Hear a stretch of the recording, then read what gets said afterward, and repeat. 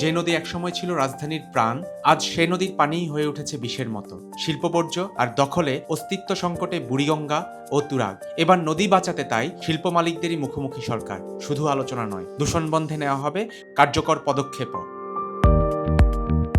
একসময় বুড়িগঙ্গা আর তুরাগ ছিল প্রাণের নদী, স্বচ্ছ পানি আর জীববৈচিত্র্যে ভরপুর ছিল নদী দুটি। কিন্তু এখন দখল আর দূষণে জর্জরিত এই দুই নদী। তাই নদী রক্ষায় এবার শিল্প মালিক ও অংশীজনদের সঙ্গে বসেছে সরকার। রাজধানীর পরিবেশ অধিদপ্তরে অনুষ্ঠিত মতবিনিময় সভায় উঠে এসেছে নদী রক্ষায় কঠোর পদক্ষেপের তাগিদ।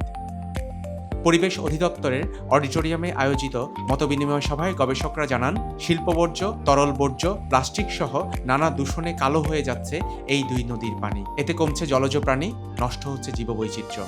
আর এর প্রভাব পড়েছে নদীর আশপাশের পরিবেশ ও মানুষের জীবনযাত্রাতেও। বুড়িগঙ্গা নদীর হটস্পটগুলো দেখি, অর্থাৎ এই যে ছোট ছোট যেই লাল বিন্দুগুলো দেওয়া আছে এবং পাশে স্থানগুলোর নাম দেওয়া আছে, এগুলো হলো দূষণের প্রধান কারণে। সভায় অংশীজনরাও তুলে ধরেন নদী রক্ষার বার্তা। তারা বলেন, কাগজে কলমে পরিকল্পনা করলেই হবে না, দূষণ বন্ধে নিয়মিত নজরদারি সহ সমন্বিত উদ্যোগ নিতে হবে। যারা এদের তো আমাদের মনে হয় না আমরা কেউ সাপোর্ট করব, এবং তবে আমি বলবো যে সুযোগ ক্রিয়েট করে দেওয়া, যে যাতে সে আইনটাকে ফলো করে।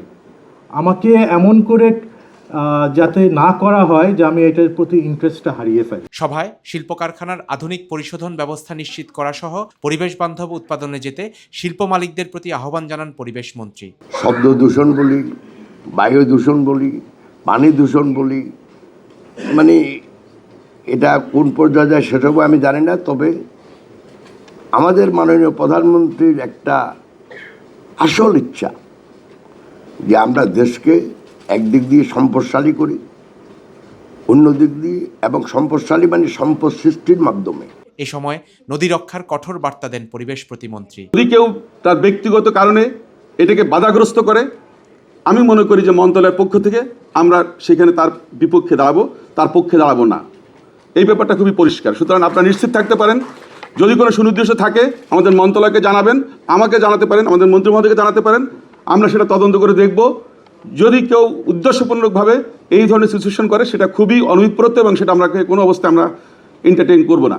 আলোচনায় অংশ নিয়ে প্রধানমন্ত্রীর মুখ্য সচিব বলেন, ঢাকার আশেপাশের 4 নদীকে লন্ডনের টেমস নদীর আদলে গড়ে তোলা সম্ভব। এজন্য সকলকে একযোগে কাজ করতে হবে। সহযোগিতা পেলে বুড়িগঙ্গা, তুরাগ, ধলেশ্বরী আর শীতলক্ষাকে টেমস নদী করা যায়। আগামী প্রজন্মের জন্য নদী সংরক্ষণের বিকল্প নেই। আলোচনায় উঠে এসেছে এমন বার্তা।